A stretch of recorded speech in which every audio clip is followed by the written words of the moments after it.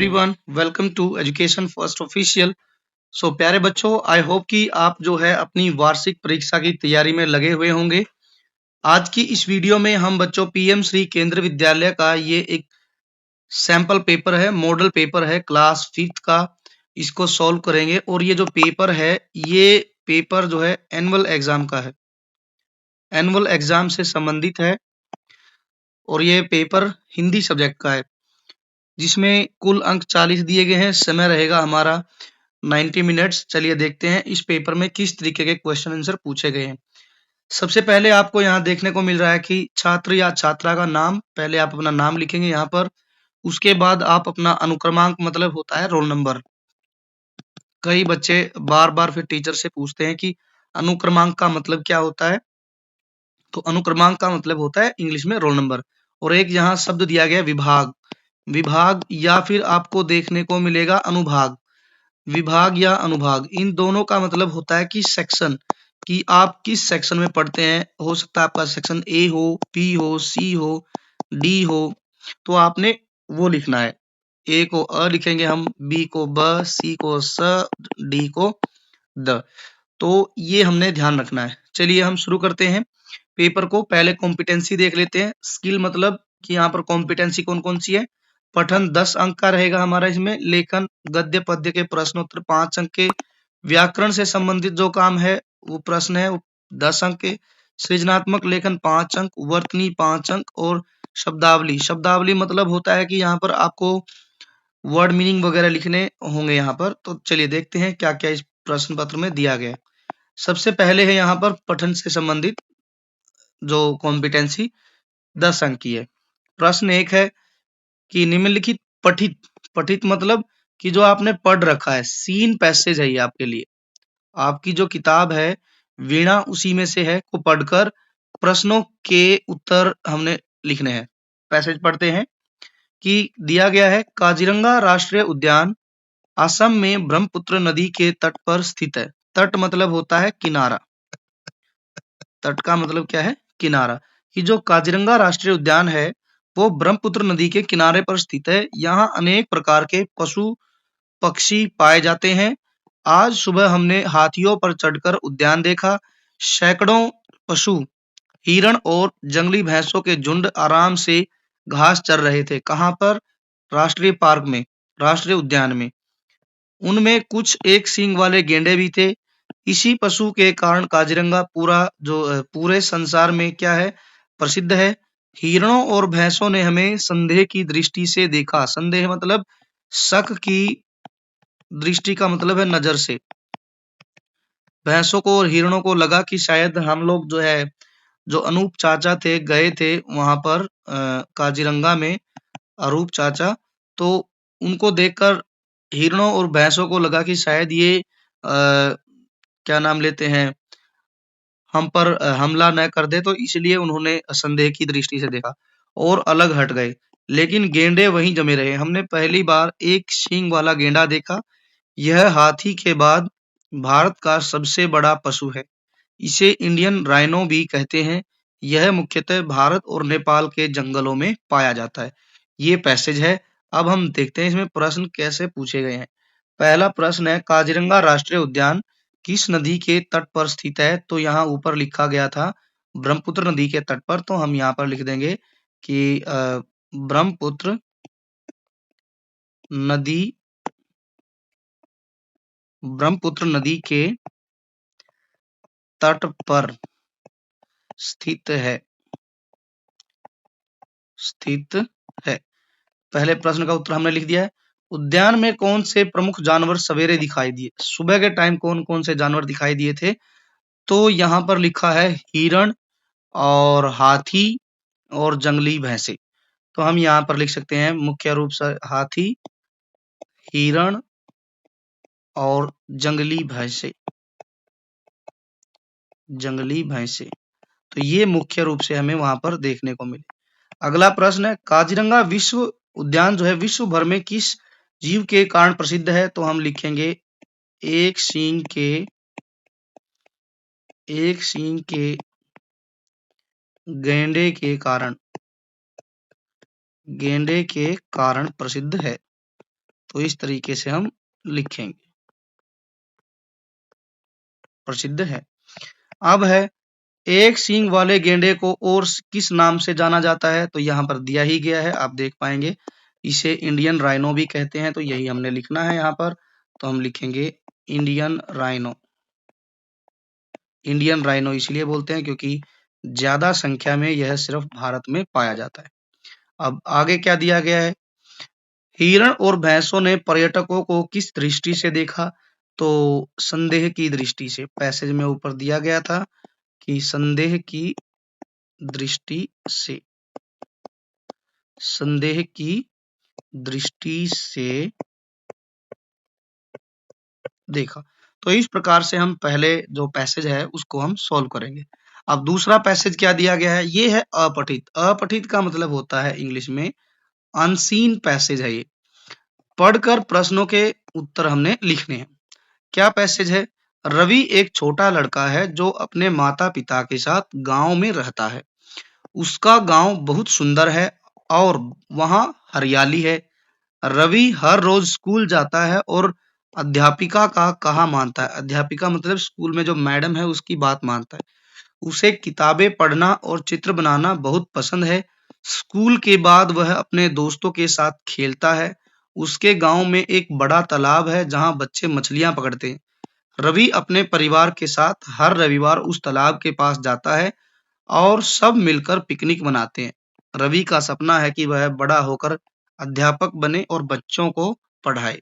तो यहाँ पर रवि के जीवन के बारे में बताया गया है कि वह अपने माँ-बाप के साथ गाँव में रहता है और उसका गाँव बहुत सुंदर है, हरियाली है। रवि स्कूल में जाता है उस और वो अध्यापकों की बात मानता है। उसकी जो रुचि है किताबें पढ़ने में और चित्र बनाने में। रविवार के दिन वह अपने परिवार के साथ जो गाँव में तालाब बना है बड़ा-सा उसके पास जाता है, वहाँ जाकर पिकनिक मनाता है और रवि का सपना है कि वह अध्यापक बने और बच्चों को पढ़ाए। तो ये बातें यहाँ मुख्य रूप से जो है कही गई हैं। अब प्रश्न देखते हैं क्या है? रवि किसके साथ रहता था? तो यहाँ लिखा गया है कि रवि जो है वो अपने माता-पिता के साथ रहता था। तो हम यहाँ लिखेंगे रवि अपने रवि अपने माता-पिता के साथ रवि अपने माता-पिता के साथ रहता था। अब आगे है, रवि को क्या-क्या पसंद है? तो यहाँ लिखा है कि रवि को किताबें पढ़ना और चित्र बनाना पसंद है। तो हम यहाँ लिखेंगे रवि को किताबें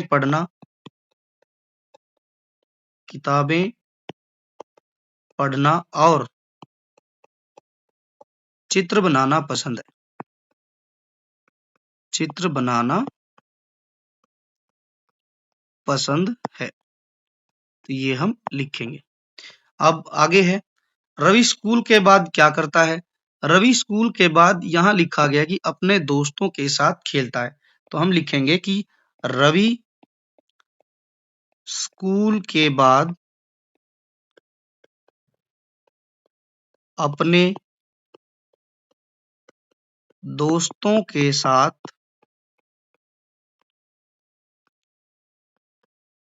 खेलता है।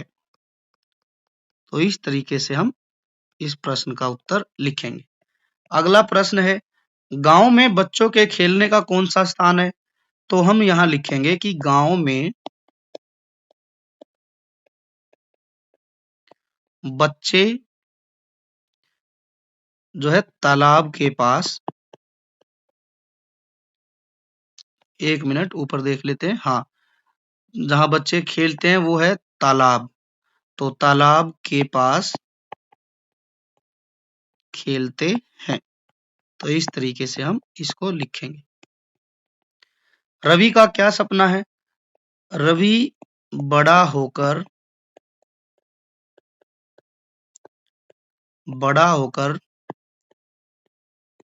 अध्यापक बनना चाहता है। ये उसका सपना है, चाहता है। अब आगे बढ़ते हैं। अब है हमारे पैसेज हो गए खत्म। अब हमारी जो किताब है वीणा, उसमें से प्रश्न उत्तर पूछे गए हैं। पहला प्रश्न है यहाँ पर कि गंगा नदी का उद्भव। उद्भव मतलब कि उद्गम या गंगा नदी की उत्पत्ति, ये सब एक ही अर्थ है। ठीक है, मतलब शब्द है, सेम ही अर्थ है। उद्भव कह लीजिए, उद्गम, उत्पत्ति या शुरुआत। शुरुआत यहाँ मुख्य रूप से ये कहा गया है कि गंगा नदी जो है का जो उद्गम है की शुरुआत है वो कहाँ से होती है। तो हम लिखेंगे गंगा नदी की शुरुआत उत्तरकाशी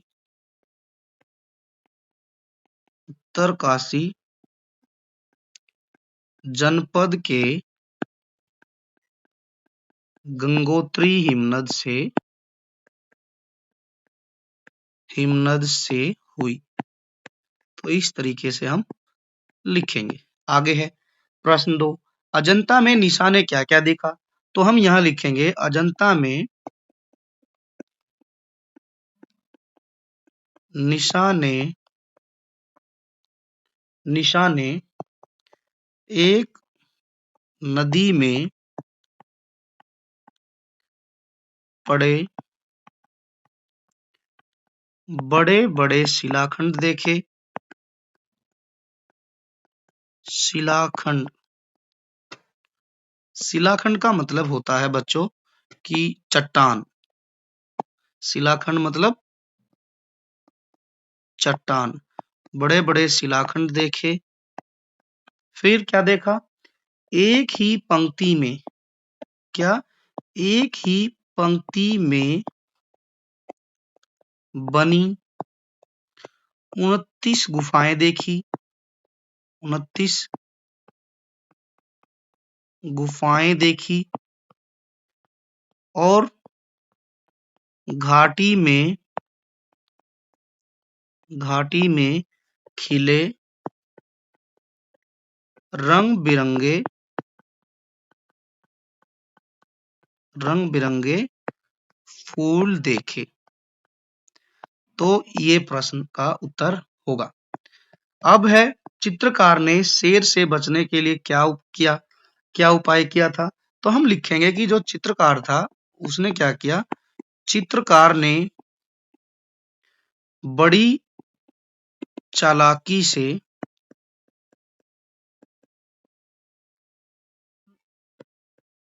या चित्रकार ने नहीं, यहाँ चित्रकार ही लिखेंगे सिर्फ, चित्रकार बड़ी चालाकी से नाव में बैठकर जो है जंगल से निकल गया। ठीक, इस तरह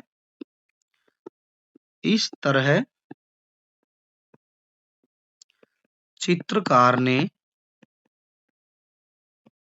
अपनी जान बचाई।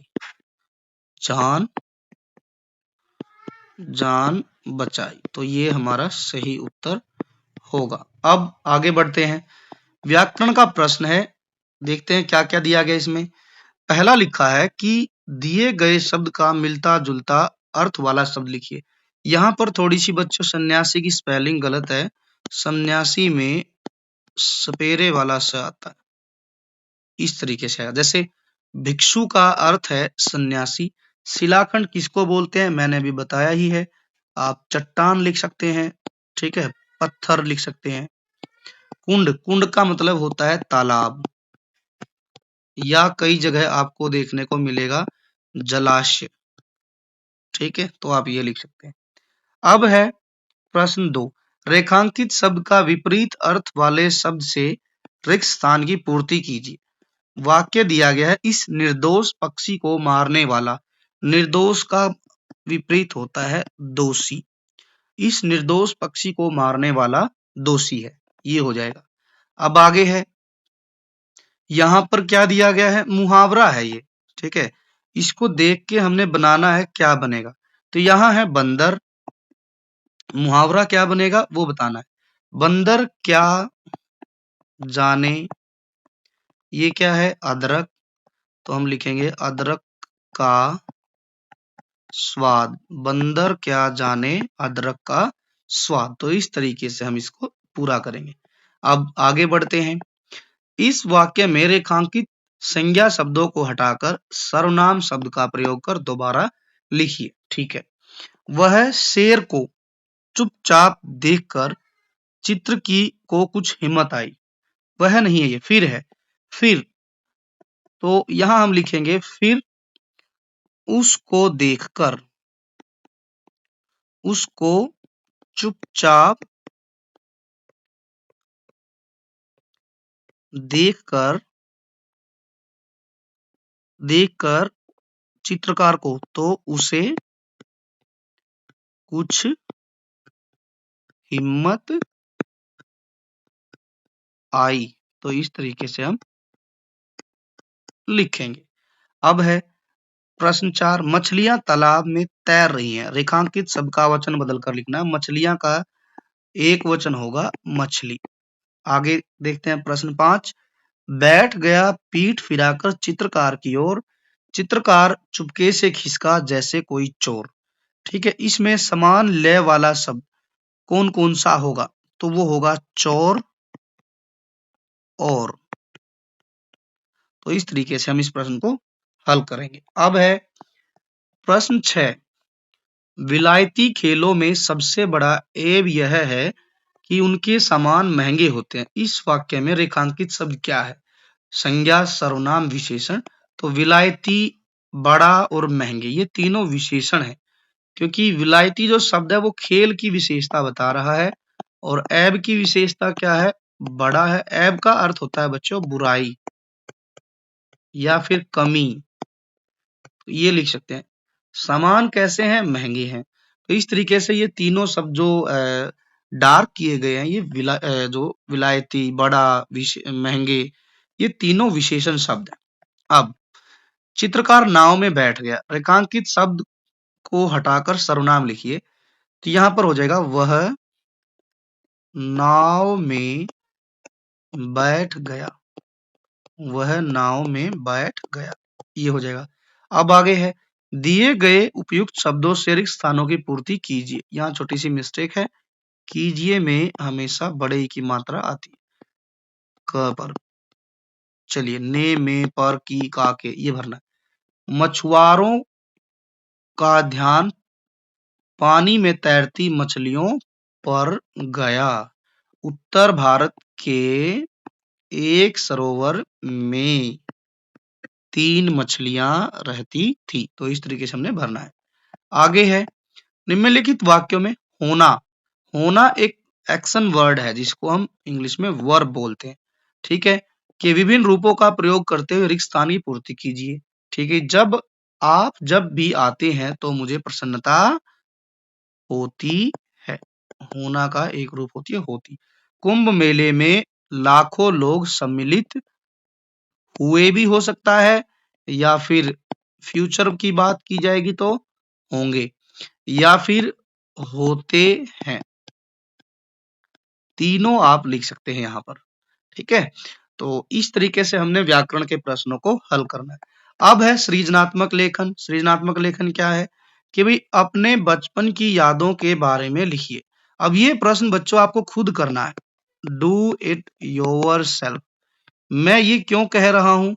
क्योंकि देखिए, आपका बचपन आपको ज्यादा पता है कि आपने अपने बचपन में क्या-क्या एक्टिविटी की है, किस-किस एक्टिविटी को करके आपको मजा आया है। ठीक है। हो सकता है कि आप खेलने जाते हों दोस्तों के साथ, बगीचे में, गांव में, या फिर मैदान में खेले हों, क्रिकेट खेले हों, फुटबॉल खेले हों। ठीक है। या फिर आप नदी किनारे मछली पकड़ने गए हैं, या फिर जो है आप दोस्तों के साथ जैसे गांव में कंचे खेलते हैं। ठीक। तो इस तरीके के खेल बहुत सारे खेले जाते हैं, बहुत सारे अपने अपने जीवन से संबंधित अनुभव होते हैं। ये क्वेश्चन बच्चों में आप लोगों पर छोड़ता हूं, क्योंकि इसमें आपने अपना बचपन कैसे जिया है वो आप लिखेंगे। ठीक है। तो मैं इसमें लिखूंगा तो वो मेरा जीवन से संबंधित हो जाएगा, मेरे जीवन से संबंधित हो जाएगा वो। तो इसीलिए ये प्रश्न आपने खुद लिखना है। आप 4-5 बातें लिखेंगे जिस और वो अनुभव लिखना है जिसको आप याद करके भी दोबारा से एक बार फिर से खुश हो जाएँ कि भई मैं जब 1 साल का था, अभी आप 5वीं कक्षा में हैं। 1 साल का नहीं मतलब आप कह सकते हैं कि आप 4 साल के थे, ठीक है? या फिर आप जो है छोटे थे, मम्मी-पापा के साथ मेले घूमने गए, ठीक? या फिर पापा आपको कहीं घुमाने लेके गए, तो वो सब अनुभव। और अभी आप 5वीं कक्षा में, तो अभी का अनुभव भी लिख सकते हैं, ठीक है? 7 साल के हो गए, 8 साल के हो गए, तब के अनुभव जब आप दूसरी कक्षा में थे, तीसरी कक्षा में थे, वो अनुभव, कोई स्कूल का अनुभव लिख सकते हैं, ठीक है? या फिर घर का लिख सकते हैं। आप अपने दोस्तों के साथ जो आपका अनुभव रहा, वो आप यहाँ पर मेंशन करेंगे। तो 2-3 चीज़ें मैं आपको बता देता हूँ। जैसे मैं अपने दोस्तों के साथ जो है स्कूल के बाद जो है हमारे स्कूल में एक मैदान था, हम उसमें क्रिकेट खेलने जाते थे। पड़ोस में ही हम दोस्तों के साथ कंचे खेलते थे, गुल्ली-डंडा खेलते थे, ठीक है? और जो है टायर जो है डंडी लेकर और साइकिल का टायर लेके जाते थे, ठीक? जामुन खाने जाते थे, पेड़ों से जामुन तोड़ते, आम तोड़ते, ठीक है? आम के अलावा हम अमरूद खाते, ठीक? तो इस तरीके की गतिविधियाँ हमने खूब सारी की हैं और सर्दियों के मौसम में हम जो है आग जलाकर बैठते, ठीक है? और जो है इसके अलावा बाकी आपके जो अनुभव रहे, वो भी आप लिख सकते हैं। कहीं आस-पास जो है नहाने गए हैं, ट्यूबवेल पर नहाने गए, खेत में चले गए, वहाँ पर आपने शलगम, मूली तोड़कर खाई, तो ये सब अनुभव आप अपने जीवन के खट्टे-मीठे अनुभव यहाँ पर लिखेंगे। अब आगे बढ़ते हैं, अब है वर्तनी से संबंधित प्रश्न। क्या है? प्रश्न है 1, सही वर्तनी पर राइट का हमें निशान लगाना है। काजीरंग काजीरंग नहीं, काजीरंगा, गोला ही लगा दो आप। ताकि कन्फ्यूजन ना रहे। बिछोना और बछना नहीं, बिछोना। बिछोना गाँव वगैरह में यूज़ होता है, बिस्तर को बोलते हैं हम, बिस्तर। अक्षरों को सही क्रम में लगाकर शब्द बनाइए। मेंढक बनेगा ये। ये क्या बनेगा? मेंढक। ये क्या बनेगा? ये बन जाएगा अध्यापिका। आधा द, या, पी और का, अध्यापिका। आगे है अशुद्ध शब्द पहचान कर उस पर गोला लगाओ। कानपुर भारत का एक प्रसिद्ध नगर, भरत नहीं, भारत होता है, भारत। आगे बढ़ते हैं। इन शब्दों की वर्तनी को शुद्ध करके लिखिए। ठीक है जी। कला मंदिर, कला मंदिर नहीं, कला मंदिर। आकाश नहीं, आकाश, आकाश। इस खेल का नाम बताइए। अरे ये तो बहुत फेमस खेल है, गांव में तो ये बहुत खेला जाता है। इसको हम बोलते हैं कबड्डी। ठीक, बच्चे खूब आनंद लेते हैं। ये बचपन का अनुभव है मेरे, मैं भी खूब कबड्डी खेला हूँ। आगे बढ़ते हैं। अब क्या दिया गया है? शब्दावली। शब्दावली में क्या-क्या है? पहला प्रश्न देख लेते हैं। शब्दों को सही क्रम में लगाकर शुद्ध वाक्य बनाइए। ठीक है जी। यहाँ लिखा है गुल्ली डंडा राजा सब खेलों का, तो ये बन जाएगा गुल्ली डंडा, गुल्ली डंडा सब खेलों का, सब खेलों का राजा, राजा है। आगे बढ़ते हैं। उदाहरण को देखकर आगे कड़ी बढ़ाइए या बनाइए। विद्यार्थी, विद्यार्थी के लिए जो है कक्षा ज़रूरी है, ठीक है? और जिस तरीके से विद्यार्थी से संबंधित कक्षा है, हाथी से संबंधित एक पाठ में आया था महावत, तो हम महावत लिख सकते हैं, ठीक है? हाथी से संबंधित क्या लिखेंगे? महावत। आगे बढ़ते हैं। घोड़ा घास खाता है। इस वाक्य में रेखांकित शब्द को ऐसे भी लिखा जा सकता है कि घोड़ा शाकाहारी है। बच्चों इसका अर्थ है कि सीधा-सीधा ये है कि जो घास या फिर साग सब्जी जो खाता है ना, साग सब्जी, उसको बोलते हैं साग सब्जी कह लीजिए, या फिर हम कह सकते हैं कि फल खाने वाला या साग सब्जी खाने वाला जो होता है, उसको हम बोलते हैं शाकाहारी। अब यहाँ लिखा है विद्यालय में 1 सप्ताह में 1 बार श्रमदान किया जाता है। 1 सप्ताह में होने वाला काम जो होता है बच्चों, वो होता है साप्ताहिक। ये हमारी बुक में से ही लिया गया है। ठीक है, एक सप्ताह में होने वाला काम साप्ताहिक। अब वर्ष में होने वाला काम क्या होगा? वार्षिक। जैसे आपका अभी एग्जाम जो होगा वो वर्ष में एक बार होता है, वो वार्षिक है। यदि एक वर्ड और आ जाए, कोई काम आप महीने में एक बार करते हैं तो वो होता है मासिक। ठीक है, और यदि कोई काम हर रोज करते हो आप, उसको बोलते हैं दैनिक। ये भी ध्यान रखना है। अब अगला प्रश्न, आने के लिए क्रिया आना। ऐसे ही आने के लिए और दो क्रिया शब्द लिखिए।